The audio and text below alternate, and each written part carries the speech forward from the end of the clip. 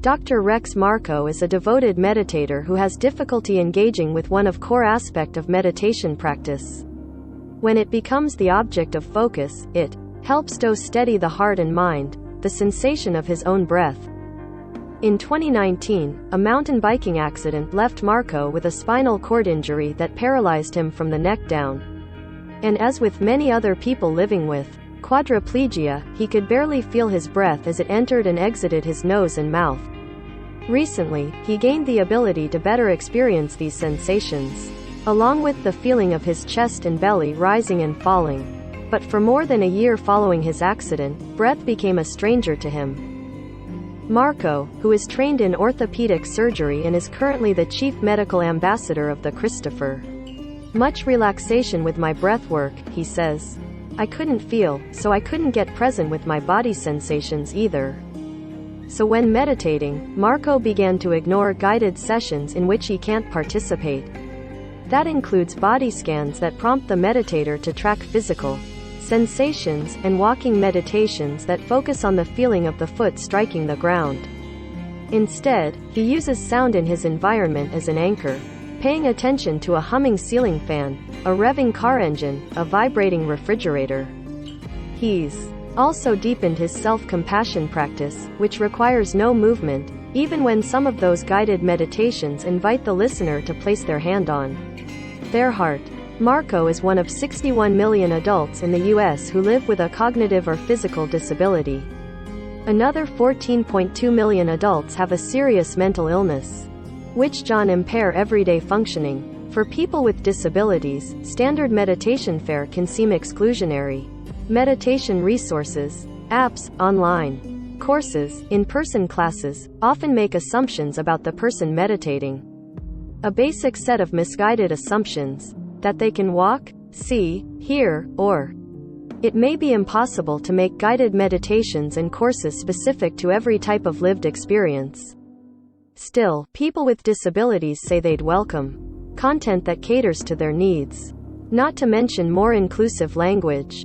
Marco is now training to become a meditation teacher, and says he plans on taking both approaches as an instructor. He aims to teach meditation to people with spinal cord injuries, offering techniques informed by his first-hand experience. He's also trying to incorporate language that reflect people's varying ability to perform traditional functions of meditation, including sitting with an erect spine.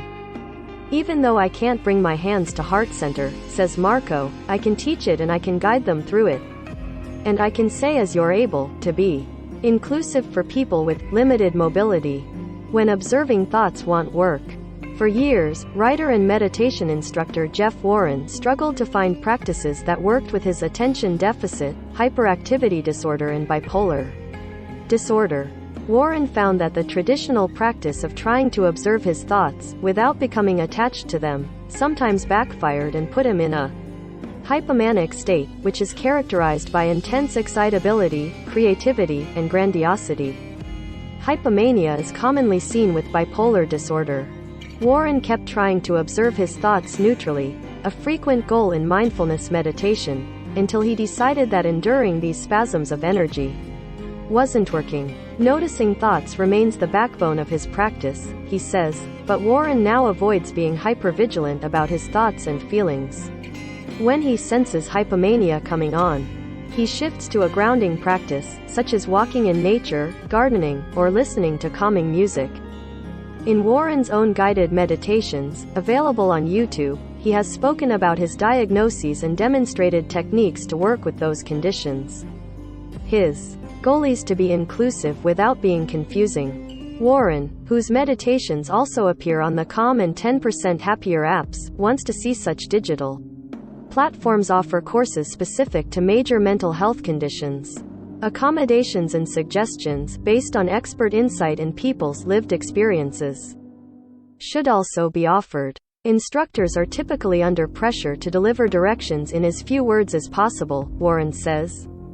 They might worry, for example, that intricate guidance will confuse or distract meditators.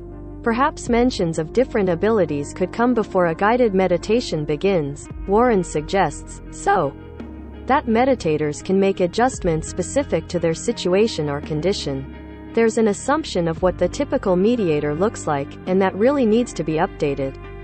Regardless of how it plays out, Warren insists that instructors need to be more inclusive. There's an assumption of what the typical mediator looks like, and that really needs to be updated. The traditional emphasis on sitting with an erect spine, for example, comes from a belief that the body and mind can benefit from the position. Sitting tall means the breath may move through the body with more ease, and it can also keep a meditator from falling asleep. But that shouldn't come at the cost of pain, discomfort, or exclusion, says Warren. How to center people with disabilities. Currently, Headspace offers only this 2-minute video on movement and disability. Mashable asked the meditation apps Calm, Headspace, and 10% Happier if they provide courses specific to various types of disabilities. With the exception of a 2-minute Headspace video on exploring disability and movement, none of them do. A spokesperson for 10% Happier said it was an area we are hoping to grow in the future. The apps, which are among the most popular in the meditation space, have varying approaches to accessibility. Headspace's audio and video content uses closed captioning for people with hearing disabilities.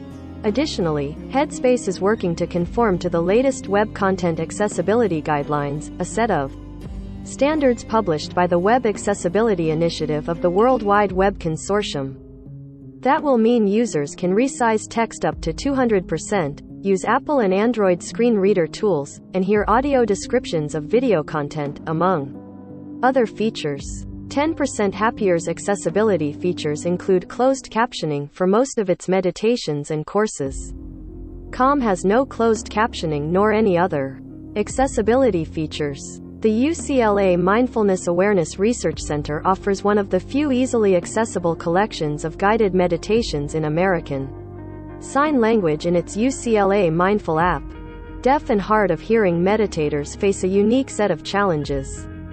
Online and in-person courses are largely inaccessible without an instructor who is fluent in ASL. Closed captions can helpful but have clear limitations depending on the setting. If a meditator is meant to close their eyes, captions become useless. They also don't provide cues about how long a meditative silence is meant to last. For example, Barbara Eager-Klatt, a deaf yoga instructor, said in an email that past Google searches for accessible meditation content turned up few resources. She teaches yoga using ASL, including to deaf and hard of hearing students at Gallaudet University, and developed techniques to help participants know when a meditation is ending. One uses numbers to time the breath, so that everyone knows when to open their eyes. She also makes sure that everyone can see her, and that the room is uncluttered and brightly lit. Dark rooms, common in meditation and yoga centers, make it difficult for people who are deaf or hard of hearing to use their vision to follow along. In my experience with yoga sessions or meditation, it was a bit stressful to keep my eyes open the whole time because they don't know how to work with a deaf student and they talked while they closed their eyes, Eager-Klatt said. I refused to be in that situation, and it was not very relaxing. Warren believes that within the next decade, the meditation field will become more accessible and inclusive with increased demand, and as instructors, apps, and institutions learn how to incorporate such approaches into their content. If we're going to talk about this 10 years from now, it'll be a completely different conversation, he says. Some have already charted a more inclusive, equitable path forward. The Black Lotus Collective, a group in Boston focused on contemplative practice, was founded in 2016 with the purpose of centering the voices of the historically oppressed, including people with disabilities. Black Lotus co-founder Grant Jones says the group has made careful decisions about organizing its meditation space according to people's needs. A typical meditation center might only offer a pillow for participants to sit on. The Black Lotus Collective has adjustments and accommodations for people who may need to lay down while meditating because it is safer or more comfortable. Guided meditations are offered at higher volumes for those who are hard of hearing.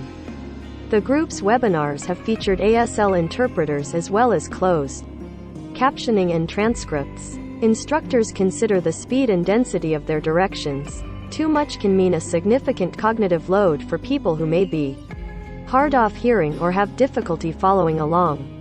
A lot of these normative practices that we have within Western meditation spaces and offerings have gone unquestioned and unchallenged, says Jones, who is also a graduate student in the Department of Psychology at Harvard University. But for people who come with different abilities, they might not be working at best, and at worst they might be causing certain kinds of harm.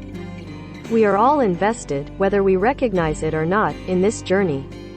Jones says that making meditation as accessible and inclusive as possible accomplishes critical goals. Such a setting can help a meditator bring their body to a state of ease while creating trust that will sustain their practice. He also believes that drawing attention to ableism in meditation spaces can help people confront their biases and assumptions.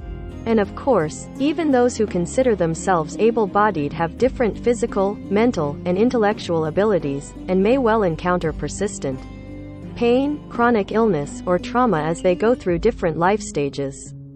We are all invested, whether we recognize it or not, in this journey, says Jones. He says he's still learning about the ways in which meditation can be more inclusive and accessible. Meanwhile, back in Dr. Marco's teacher training, participants increasingly use broader language when guiding a meditation. They tell meditators they can sit, stand, lie down, or relax as you're able. They know that helps me, says Marco, who is most comfortable meditating when reclining in his wheelchair. His fellow students must attend breakout sessions about topics such as chronic pain and living with disability, which gives Marco hope that future instructors will be more aware of how to make meditation true life for all. It's trying to be more inclusive, he says.